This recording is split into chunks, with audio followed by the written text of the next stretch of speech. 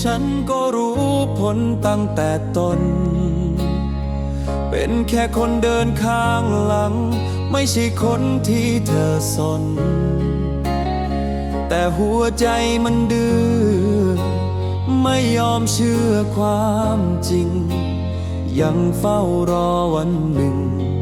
ที่เธอจะหันมา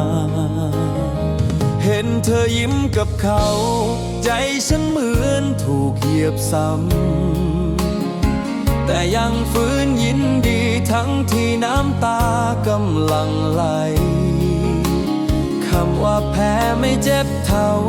การต้องรอทั้งที่รู้ว่าไม่มีวันไหนที่ฉันจะเป็นผู้ชนะ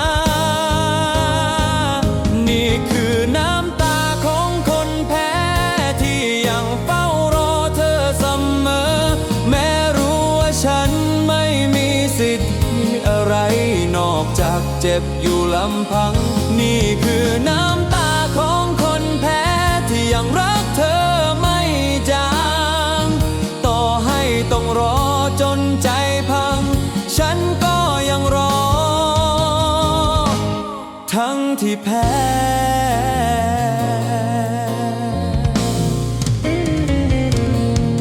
เพื่อนถามว่าทำไมยังไม่ลืมเธอสักทีฉันได้แต่ยิ้มทั้งที่ใจมันร้องไห้ทุกนาทีการลืมใครสักคนที่ฝังใจมานานมันไม่ง่ายอย่างที่ใครเขาพูดกันถ้าวันหนึ่งเธอร้องไห้อยากให้รู้ว่ายังมีฉันคนแพ้คนนี้ยังห่วงใยนี่คือน้ำตาของคนแพ้ที่ไม่เคยคิดโทษใครแค่เสียใจที่หัวใจรักเธอมากเกินไป